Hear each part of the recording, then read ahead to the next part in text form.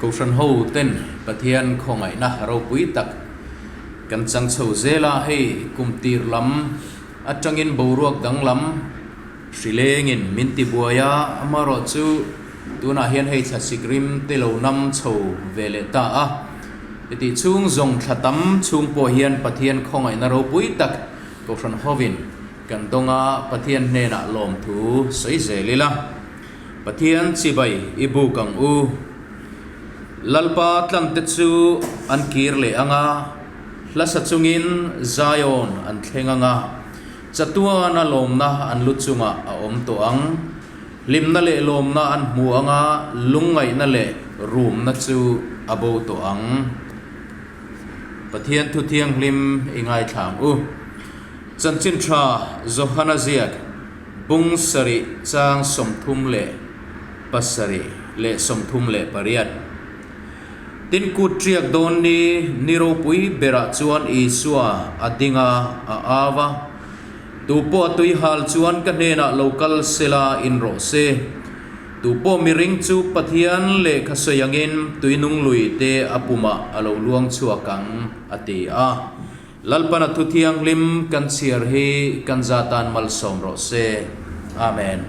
itong trayang u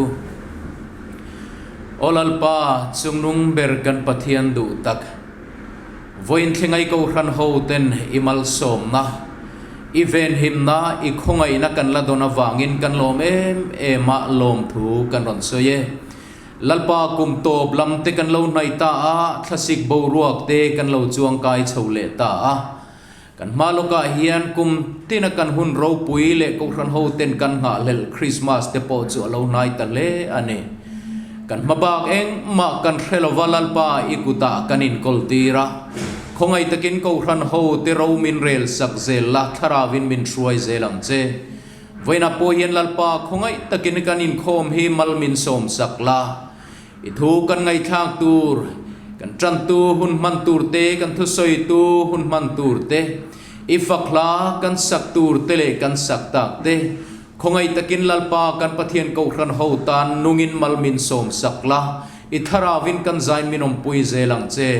kan lalpa du tak Isu Krista mingin kan dila che amen le Kohhran ziak tu kan so manga Kohhran ho riat tur te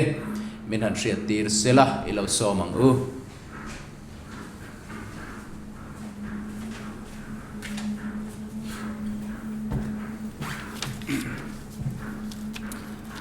Voin kan Inkhawm en Hruaitu hi pastor H Lalhmingmawia ani a Tantu Daisy Thuampuii bial thumna Thusawitu pa Vanlalzuala Chhangte ani ang tin Kohhran hunruat te han puang chho zuila tu ni lai zan lom tur ni som pakhat a hian Kohhran Inkhawm en Hruaitu turin tualpa Dr. Lalhmingmawia ani anga Tantu tlangwal simal som kima bial nga na Thuampuii hong tu pu H lal nun hlima ani anga Thuampuii kan zir ho tur zoram thar zoram khovar ti ani tin ni lai zan Inkhawm kan puang thina zoom id zoom app mangin kan Inkhawm thina kha dar kwa ni lai zana kan Inkhawm thina ni kha lo thar leila ni som panga Pathian ni le ni som panga a hian Kohhran Inkhawm en Hruaitu turin Rev H ani anga Tantu Dr. Lalhmingmawia biang ni na Thusawitu pastor RK Lalhmingmawia ani ang tin danzo kim tharte lomlu program kha kan han puang to a kan han puang non le anga kan Inkhawm te tiang hi ni wangin lo hriat mai palte om theya danzo kim tharte lomlu kan hun ruat te exam ni som panga Pathian ni le hi exam ni ania sacrament Paul zirlai te le nu le pa ten lo hria ila Synod House Kalkaji a hian exam tur ania chomhalam dar som pakhata exam hi tan tur ani tin Kohhran committee te nena Inkhawm ho na hun kha ni som ni pakhat hi inrin ni ania pastor quarter sa nei tur ani darlia chonhulam darlia tan tur ani tin danzo kim tharte lom lu na Inkhawm hi ni som ni pani Pathian nia ani anga ni somni pani Pathian nia kan Inkhawm na mun tur hi Centenary Methodist Church ani tlai dar lia Inkhawm Tantu ani Chhangte khalo shitharila thawme ni som panga exam ni Synod House Kalkajia dar som pakhata Kohhran committee tenena Inkhawm ho na ni somni pakhat in rin nia pastor quarter sa tlai dar lia lomlu ni somni pani Pathian ni Inkhawm Tanhun darli ani a Centenary Methodist Church ani hemini hian danjo tum tharte lomlu na hun ba ka baptisma le lalpa zanria sacramente buat sai tur ani dona kakha baptisma chantir tur nei te kha kan pon thin angin lawin beng warton le taila thawme ko san Hruaitu te hena in tir tur ani tin hey hemini bi khi ni poimo ani awangin Centenary Methodist Church Inkhawm na hi buat sai tur ania Kohhran mi puite kan zawaya han Inkhawm thei acha kom viawa maro chu kan hun tong te hian ala zirlo wangin Kohhran committee chuanin tel tura be sei chinte om mai sela ti na rela kan puan to angin hemini hian tel tura kan be sei te kan puang non lenga Kohhran committee te ba ka sacrament zirlai te le an chung te tin sacrament department zirtir tu te baptisma chantir tur te le an chung te tin Kohhran light and sound mo pur tu te media committee te le zai Hruaitu te Chhangte kha hemini hian tel tura be sei te kan ni kan chiang don lo sek don nia tin kan thian te kha kan committee chung ami te po lawin shetir kwal ni sela a thawme sacrament zirlai te le an chung te zirtir tu te baptisma chantir tur le chung te light and sound mo phur tu te media committee te zai Hruaitu te tin in nei tur kan puang to a kan pon thin angin kan Kohhrana le khatana tur te kan nei lo wan voi thum kan puang thina voinia kan puang non le don ani marina kan Kohhran member marina lalmuan omi pu Lalhmingmawia fanu le Daniel rin chana PC Thuampuii fapate November ni song pathum zirtop nia dar khata anin nei dona anin nei namun tur hi Zemabok North Field Veng Presbyterian Kohhran hola ani kakha Kohhran ni puite kanan shia tira tin tunlaya zoram lampanga kan Kohhran member hanin troyam te khat theite kha chuanin lo shia te bo ni sengi athawme tin Kohhran committee ni song palia hian a thudona agenda tho tur nei te kanom chuan Kohhran Hruaitu te hena thelu thei ani e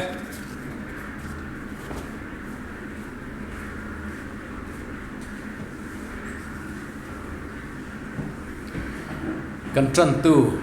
pi Daisy Thuampuii lo so mangu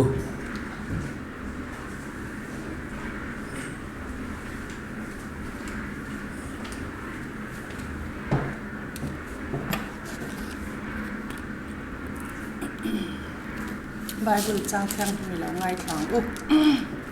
ama sain sam somni pasarina chang som pathum le som pali hi lo charang u minung rama hian lalpa thatna mu in ring su ila chuan ka chaw to tur ani lalpa chunga reng ro chak takin omla ithin lung chu in ti huai ro se ani lalpa chunga reng ro tin sambu veka heta pung somli le parukna sangria ta tang han lo char samang ho lalpa thil ti te hi en ro le lunga thil ti chia zia te hi ani chuan indona te chu kol kil thlengin atire thina thalngul chu atitliaka fei chu asat bung thina tolai lir te chu meya aro ral thin ngoi ula Pathian kani ti hi shiru nam tin zinga choi moin ka omanga lia hian choi moin ka omang mi thleng hini sela atu thiang lim kan sia tu chulal pan kan za tan mal men som sabro se amen Pathian mai lo ko olal pa kan Pathian kan pa tu tak min mangai tu vo in ni chol ni thiang lim hun thatak min pek le wang te hian sai ni ne na lom thu kan hril che lalpa hi voina media kaltlangin Inkhawm na hun thatak meite min buat sa isak le abang te yan lom thu kan hril bawk a che lalpa mun khata te theilo ma ila kan na mun thep atang hian lalpa nang man kan thin lung ril ru le tharau nang man min han hruai khomin min han pol la man min han som turin kan ron di la che chuan lalpa hei tun lai hun harsa hun khir le boina kara te leng thin ma ila lalpa Bible thiang lema min cha angin ngoi ula Pathian kani ti Hruaitu in iti te hilalpa nang ma chu kan Pathian kan rin englai po a kanin nga ngam na le kanin nga theina ini ti hi lalpa thara kan za thin lunga hian min ron hriat thar ton ti le turin kan ron ti le che poin kanin khom na minum puin I thu thunung kan ngai thlak tur te lalpa I Kohhran mimal tin ten kan mamo na zona kan lok na kan hu thek theina turin lalpa nang man Thusawitu mangin nangin ron puang chwa kang che Chhangte hi ifapai swa Krista mingin kan ron di le amen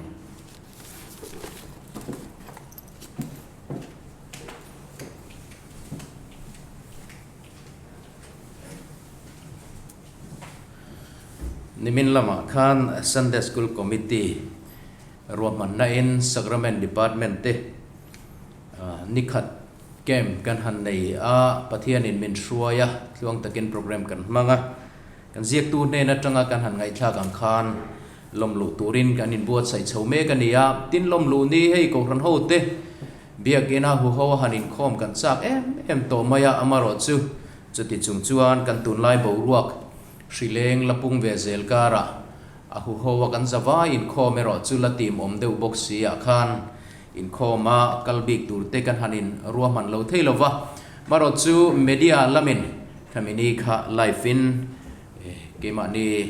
Kohhran huang chunga do piang ten kan lo kan om mun atanga kan lo zom thei turin ti chua tum ani a chuwangin kan om mun thewa kan Inkhawm thei don ani ti kha hria ila athange le Pathian choi moin la kan sa anga hei Christmas te lo nai ta dewa Kohhran ho in pol khom na po Christmas la han sakte achak om ta dewa Christian labu number zale somle palina amian riang mo van melo piang Bethlehem bong in tloma nga ke ama chumi hring le Pathian ani lalle chandam tu ni afom zale somle palina Pathian choi moina ni lo sang u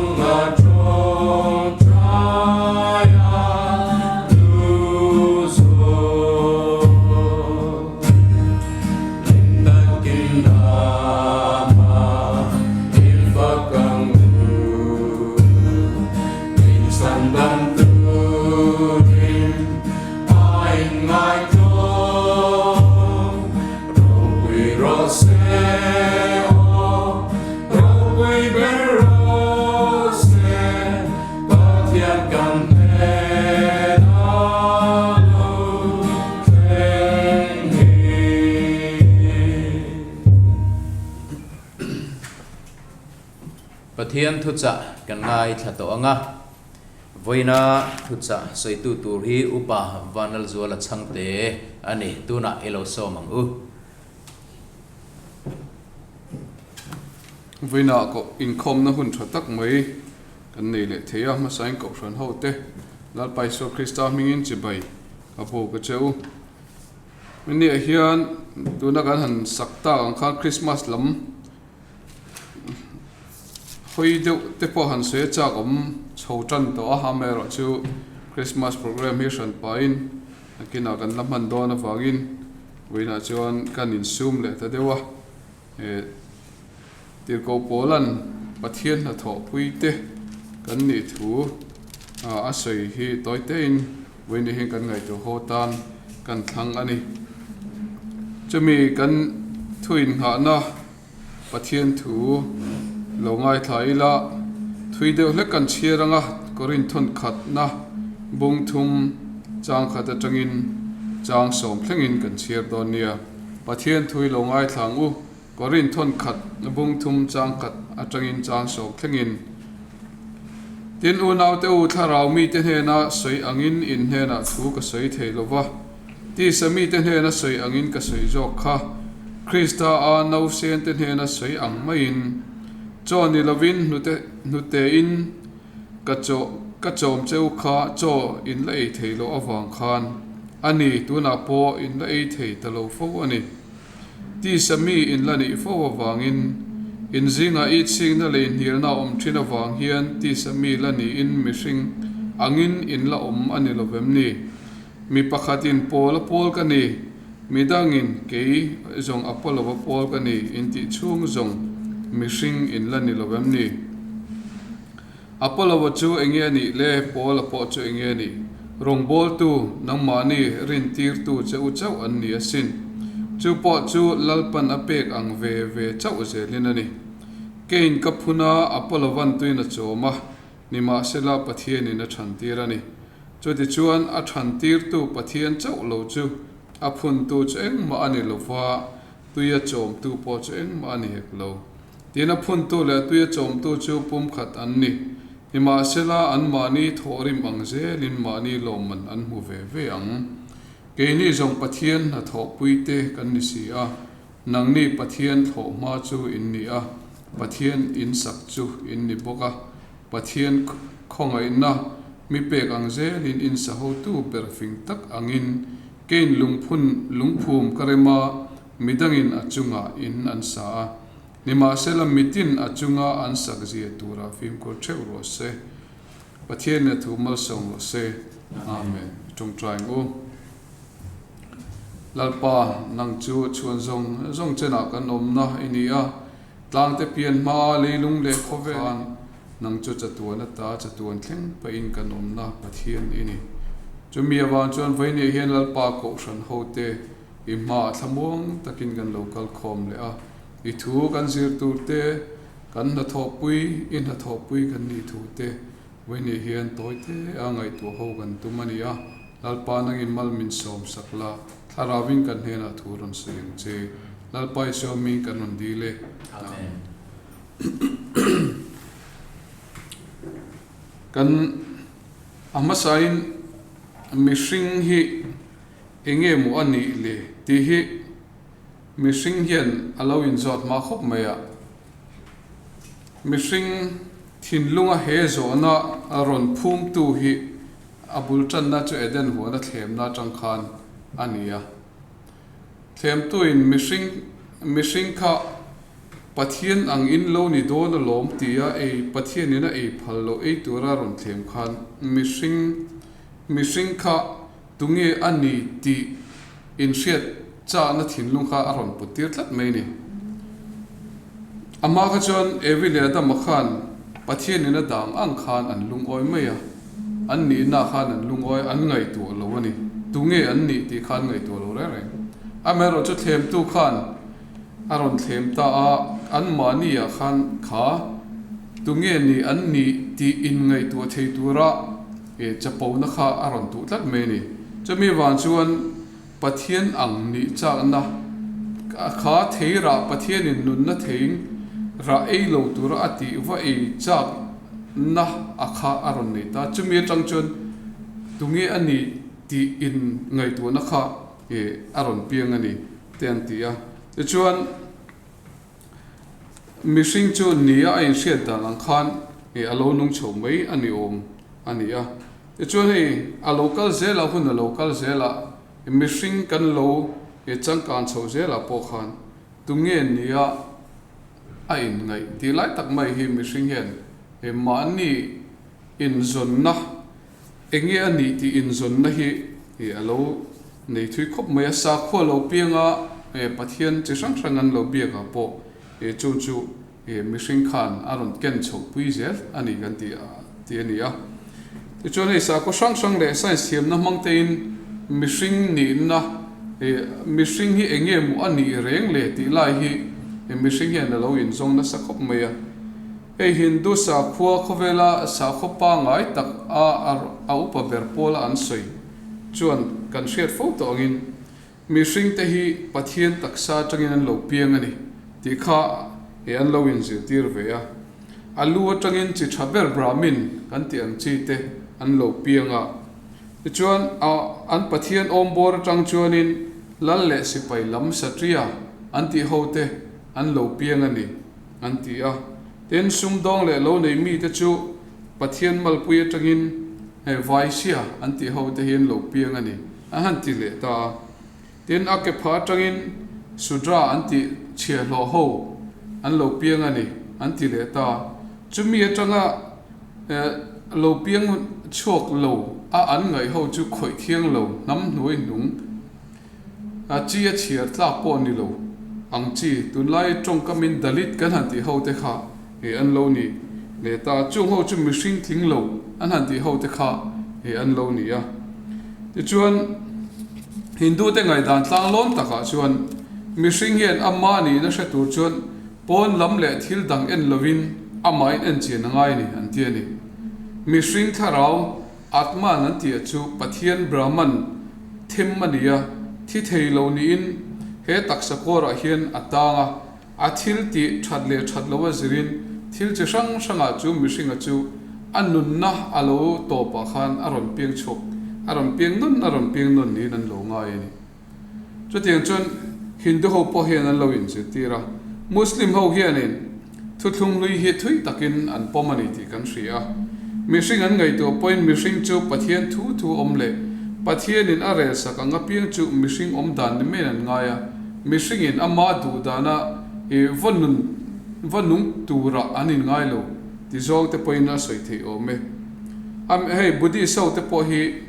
kan lo hindu sa kho tanga peng an lo ni a an ni zir tir na chuan thil re hi in zum vekin chumi a chuan mishing hi tel ve a mishing hi thil zong in zum khom na chuan alo tel ve ani an ti a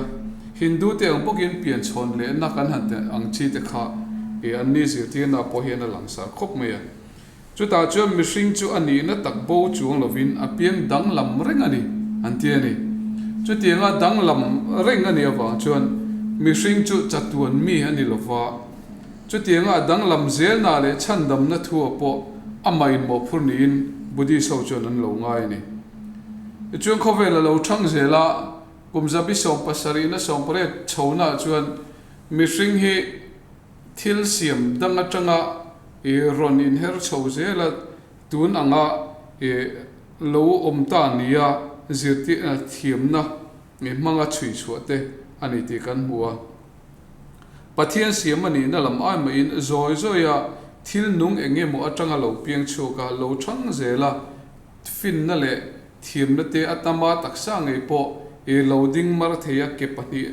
akal thei tura khatinga hunina aron her chu pui ni te po khan science ti na chung kan hu ni tin he ba ga hian mishing ni na sang chuina te po omanga soitur in hial na sang te po omang juda sa kho le bible zirti na chon mishing hi pathian an puya siamani sam pare na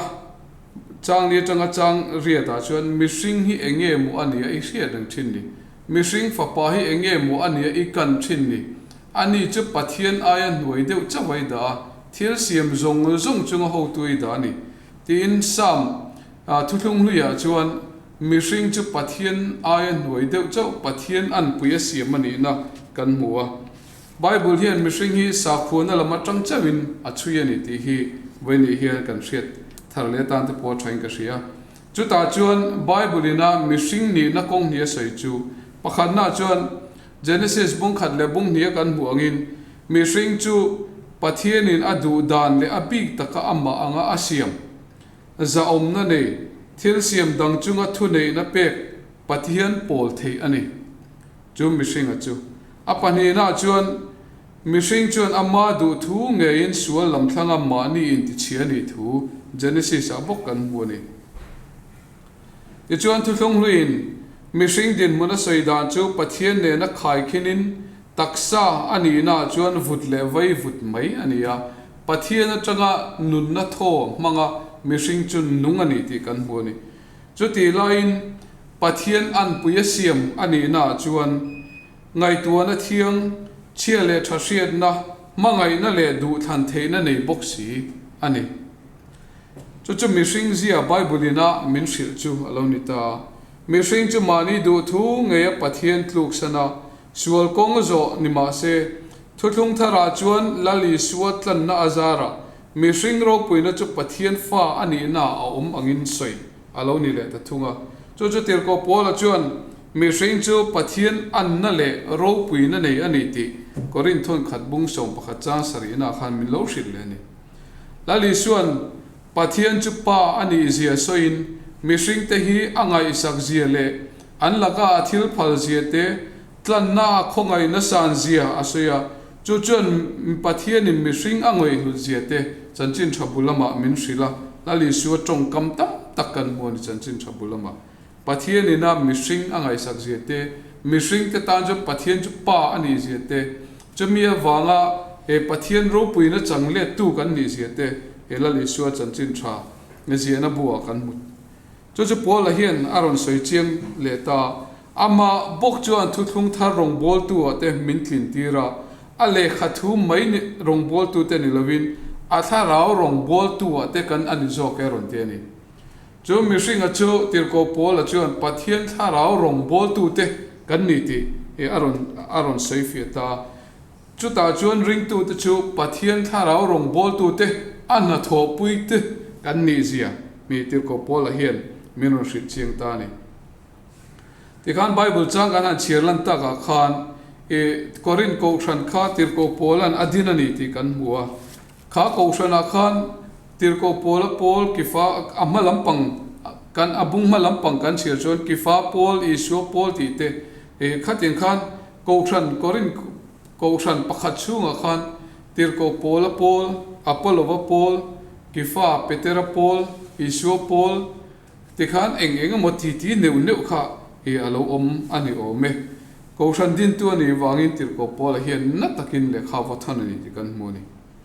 korin Kohhran a hian zentel le zutami hoten in pol na sa a chuwan a zen adana wanga thiam chan na ni lovin rin na wanga thiam chan na sertan le tan lovin e ring tu om zia nei lo zia te he Kohhran a hian an ti pui hleng ti po arin ani chu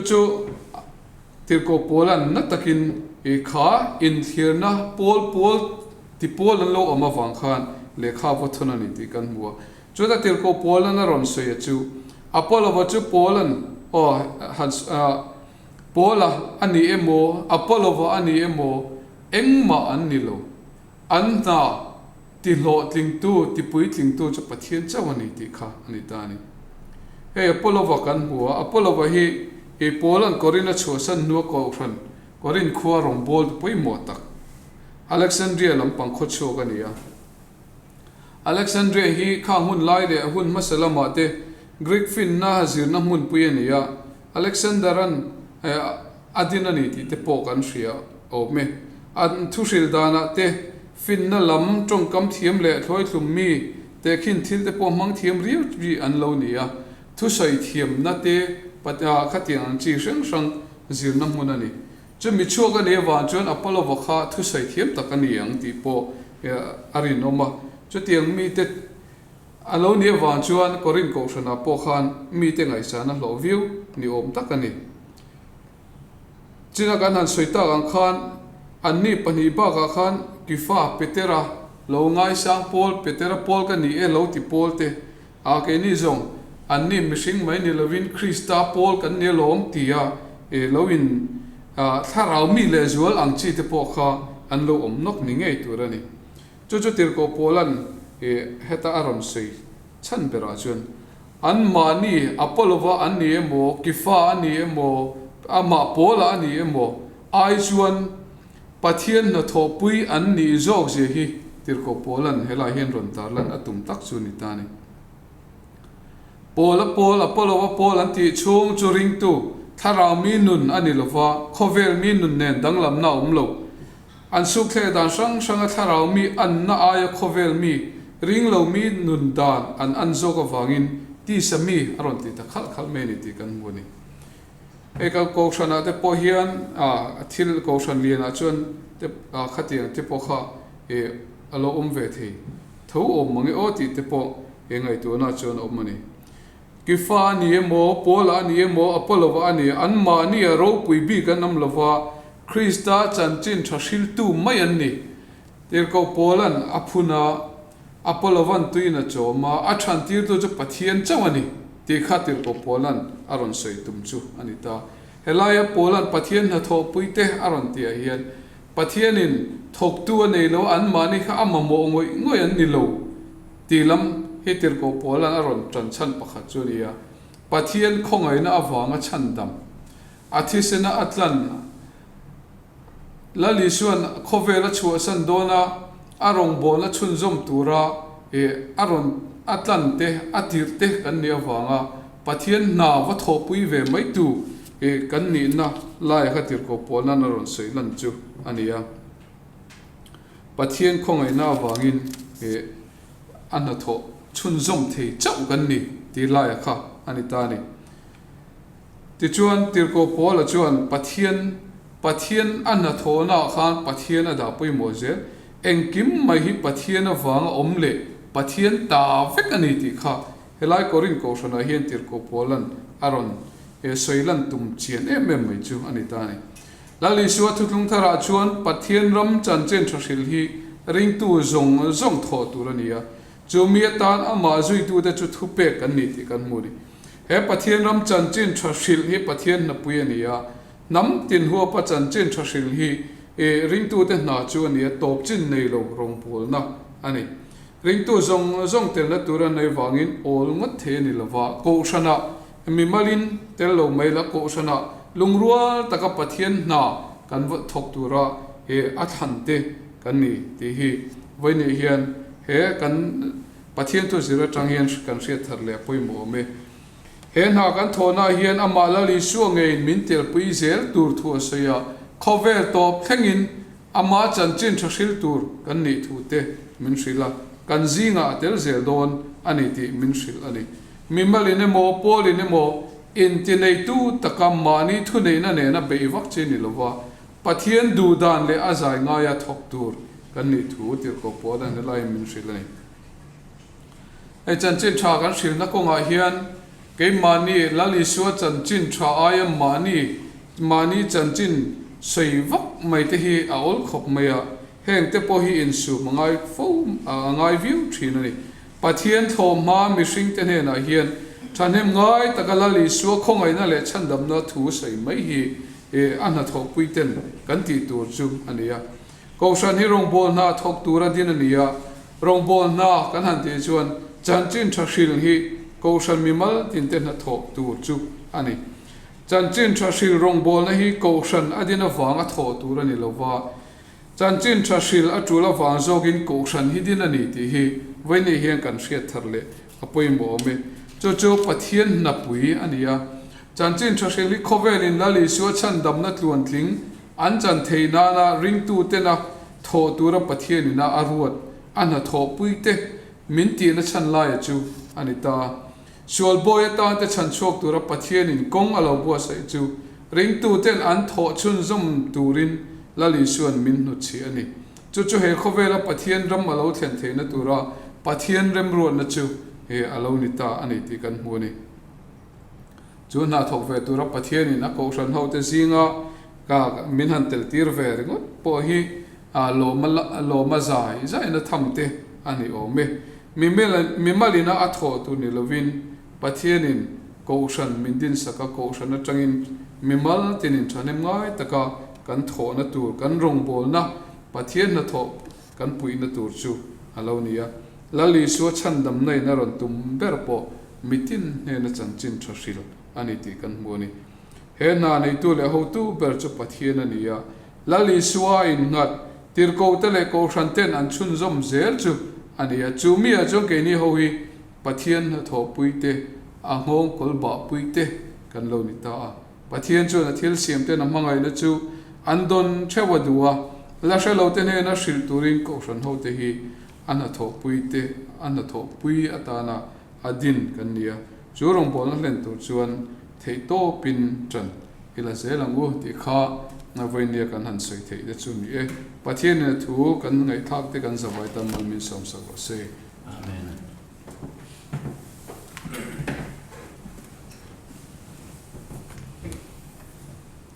Pathian khongai na ro pui tak zara Kohhran ho chan vo ro pui tak Pathian na tho pui te kan ni thu kan ngai tha van nei le mai Pathian choi moin la kan sa anga Christian na bo number zale pasarina khovel sual tungding le tura leimi zinga lo chenin ran thenga chamanga zalta an hril Bethlehem muala za pasarina kan sanga kan sak zuwa lalpa trong trai nei kan trong trai anga kan Inkhawm kan trin don nia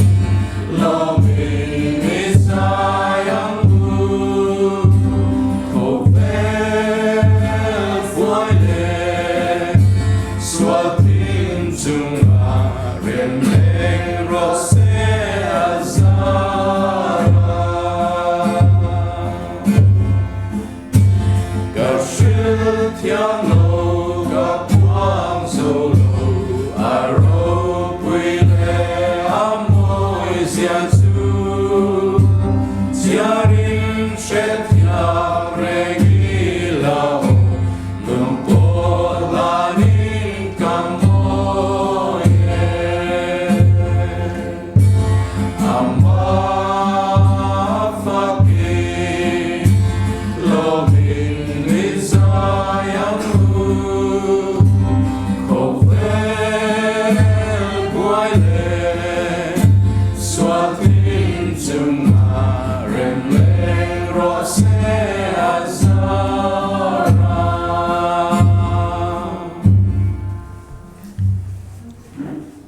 trong trai rualang u kan pa vaname iming zaom ro se iram lo thleng ro se idu zong vana ti angin lemin ti ro se ni tin kan ei khopin cho min pe ang che kan chunga thil disual tu te kan ngai dam angin nang point kan thil ti sual ngai dam ang che sual tura them na min hruai lut suang che mi sual laka chuan min chandam zo kang che ram te thil ti theina te ro pui te chatua nei ta ni sia amen.